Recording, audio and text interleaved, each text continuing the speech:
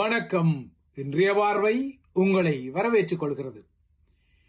ஐக்கிய நாடுகள் சபையின் பொதுச்சபை அரங்கம் உட்பட்ட அமெரிக்க அரங்க காட்சிகளில் பங்கேற்ற ஸ்ரீலங்காவின் அரசு தலைவர் இன்று ஜப்பானில் பிரசன்னப்பட்டுக் கொண்டார். அவர் ஜப்பானில் இன்று பிரசன்னப்பட்டு அங்கு ராஜதந்திர சந்திப்புகளை நகர்த்தி கொண்டாலும் அவர் அமெரிக்காவில் இருந்தபோது இலங்கை டயஸ்போரா எனப்படும் இலங்கையர்கள் மத்தியில் உரையாற்றிய போது தெரிவித்த கருத்துக்கள் உற்றுநோக்கல்களை ஏற்படுத்திக் கொள்கின்றன. ஏனென்றால் அவர் ஈஸ்டர் தாக்குதலை மையப்படுத்திய சில பரபரப்பான கருத்துக்களை தெரிவித்திருக்கின்றார். இலங்கை தீவில் 2019 ஈஸ்டர் தாக்குதல் எனப்படும் உயிர்த்த ஞாயிறு தினமன்று நடத்தப்பட்ட தாக்குதலின் பேரவலங்கள் குறித்து நீங்கள் அறிந்திருக்கக்கூடும். இவ்வாறாக அன்று இடம்பெற்ற ஈஸ்டர் குண்டு தாக்குதல்கள் தொடர்பாக இன்னமும் 2 முன்னாள் உயர் ராணுவ அதிகாரிகள் கைது செய்யப்படுவார்கள் என அமெரிக்காவில் வைத்து அனுரகுமார திசாநாயக்கா சொன்ன கருத்து ஒரு பரபரப்பான கருத்து என்பதால் அது முக்கிய அதிர்வுகளை தற்போது ஏற்படுத்தி வருகின்றது.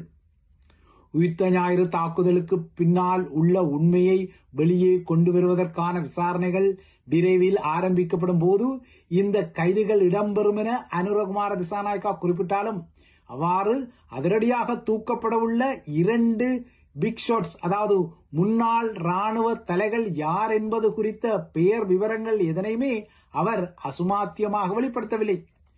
எனினும் வன்னிக்களத்தில் போர்க்குற்றங்களில் ஈடுபட்டதான குற்றச்சாட்டுகளுக்கு இலக்காகியவரும் கோட்டாபாய ராஜபக்சவின் ஆட்சியில் பாதுகாப்பு செயலாளர் பொறுப்பில் இருந்தவருமான ஜெனரல் கமல் குணரட்னா தூக்கப்படும் முகங்களில் ஒருவராக இருக்கலாம் என்ற சில செய்தி கசிவுகளும் குறுகுறுப்புகளும் வரத்தான் செய்கின்றன.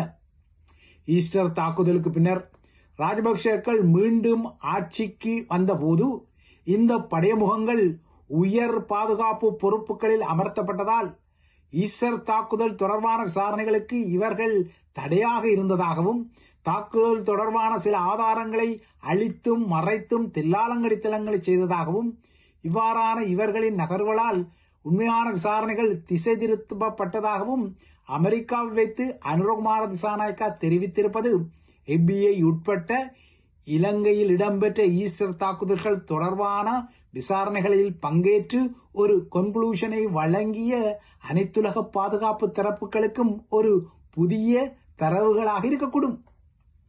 அனுரகுமார திசாநாயக்கா தற்போது உள்ளபடியே ஜப்பானுக்கான அதிகாரப்பூர்வ பயணத்தில் நிற்கின்றார். அவர் இன்று டோக்கியோவில் பிரசன்னப்பட்டு நிற்க உள்ளூரில் தமிழர்களின் மன்னார் நகரில் சில அவலமான சம்பவங்கள் நடந்து கொண்டன. மன்னாரில் காற்றாலைகள் நிர்மாணிக்கப்படுவதற்கு எதிர்ப்பு தெரிவித்து அங்குள்ள மக்கள் சூழல் பாதுகாப்பின் பேரால் தொடர்ச்சியான போராட்டங்களை நடத்தி வருவதை நீங்கள் அறிந்த ஒரு விடயம். இவ்வாறாக இடம்பெற்ற அறவழி போராட்டங்களின் போதுதான் நேற்றிரவு ஸ்ரீலங்கா காவல்துறை அதிரடிப்படையினர் புடைசூழ அறவழியில் போராடிய மக்கள் மீது தமது வன்முறையை கட்டவிழ்த்து விட்டுள்ளது.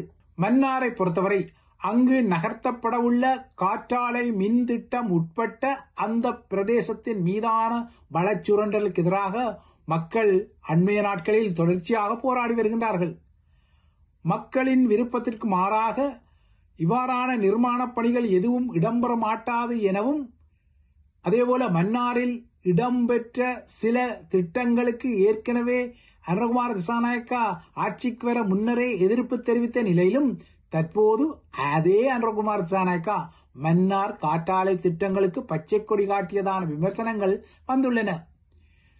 தமது சிஸ்டம் சேஞ்ச் ஆட்சி மக்களின் விருப்பத்திற்கு மாறாக மன்னார் உட்பட்ட இடங்களில் எதனையும் செய்யாது என முன்னர் இறுக்கமான நிலைப்பாட்டை எடுத்த அனுரகுமார திசாநாயக்கா இப்போது அரசாங்கம் என்ற வகையில் அதற்கு பச்சை கொடி காட்டுவதான கருத்துக்களும் வந்திருக்கின்றன. ஆனால் மக்களின் போராட்டம் அன்றும் இன்றும் மாறவில்லை. ஆனால் அரசாங்கம் மாறிவிட்டது. இதனால் மக்களின் போராட்டத்தை கையாண்ட அனுரகுமார திசாநாயக்காவின் தரப்பிலும் ஒரு யூவடிவ திருப்பம் வருவதால் போராடிய மன்னார் மக்கள் மீது தற்போது அடக்குமுறை ஏவப்பட்டதான விமர்சனங்கள் வந்துள்ளன. ஸ்ரீலங்காவின் எதிர்க்கட்சிகளை பொறுத்தவரை தென்னிலங்கை பரப்பில் அனுரகுமார திசாநாயக்காவையும் அவரது அரசாங்கத்தையும் கையாள்வதில் புதிய சவால்களை எதிர்நோக்கிக் கொள்கின்றன. தென்னிலங்கை தரப்பில் மட்டுமல்ல, தமிழர்களின் அரசியல் அரங்கிலும் இந்த சவால் நிலை இருக்கத்தான் செய்கின்றது. வழமையாகவே ஸ்ரீலங்காவின் அரசு தலைவர்கள் ஐநா பொதுச்சபை அரங்கில் உரையாற்றிக் கொள்ளும் போது அந்த வளாகத்துக்கு அண்மைய வருடங்களில் போராட்டங்கள் இடம்பெற்றன. நாடு கடந்த தமிழீழ அரசாங்கத்தின் எதிர்வினையாக இவ்வாறான அறவழி போராட்டங்கள் இடம்பெற்றுக் கொள்வதும் கடந்த சில வருடங்களில் அவதானிக்கத்தக்க ஒரு விடயமாக இருந்தது. ஆனால் இந்த முறை அனுரகுமார திசாநாயக்கா ஐநா பொதுச்சபை அரங்கில் ஏறிக்கொண்ட போது அவ்வாறான ஒரு எதிர்வினை நடத்தப்பட்டதாக நாடு கடந்த தமிழீழ அரசாங்கத்தின் அமெரிக்க இணையதளத்தில் இதுவரை செய்திகள் ஏதும் பதிவேற்றப்படவில்லை. ஸ்ரீலங்காவில் அனுரகுமார திசாநாயக்கா ஆட்சி உருவாகிய பின்னர் அவர் அனைத்துலக அரங்கில் ஒலிவ் கிளையாக நீட்டி வரும் இலங்கையின் புதிய நல்லிணக்கம் குறித்த பின்னணியில் இவ்வாறான தனிவுநிலை சவால்கள் உள்ளூரிலும் உலக அரங்கிலும் வெளிப்படத்தான் செய்கின்றன. ஆனால் ஐநாவின் நியூயோர்க் அரங்கம் ஒன்றில் ஈழத்தமிழ் டயஸ்போராவின் தனிவி நிலை வெளிப்பட்டு கொண்டாலும் நேற்று அதே அரங்கத்தில் இஸ்ரேலிய பிரதமர் பெஞ்சமின் நெத்தன்யாகு உரையாற்றிய வேளை அதன் உள்ளரங்கத்திலும் வெளியரங்கத்திலும் பெரும் அதிர்வுகள் பதிவாகி கொண்டதையும் இங்கு நன்றாக அவதானித்துக் கொள்ள வேண்டும். உலக அரங்கிலிருந்து இஸ்ரேலை தனிமைப்படுத்துவதற்கு ஏதுவாக இவ்வாறான காட்சிகள் வருகின்றன. கடந்த 4 நாட்களாக ஐநா பொதுச்சபை அரங்கில் உரையாற்றிய பல உலக தலைவர்கள் இஸ்ரேலின் காசா மீதான நடவடிக்கைகளை கராராக விமர்சித்தனர். அவ்வாறான விமர்சித்த மேற்குலக தலைகள் அதற்கு மாறாக சுதந்திர பலஸ்தீன தேசத்துக்கும் அரசாங்கத்துக்கும் ஆதரவு தெரிவித்து அழைப்புகளை விடுத்த நிலையில் இதுவரை இல்லாத அளவுக்கு கடுமையான மொழியாடலை பயன்படுத்தி இஸ்ரேலிய பிரதமர் பெஞ்சமின் நெத்தன்யாகு நேற்று அந்த அரங்கில் தனது வசைபாடலை தொடுத்தார்.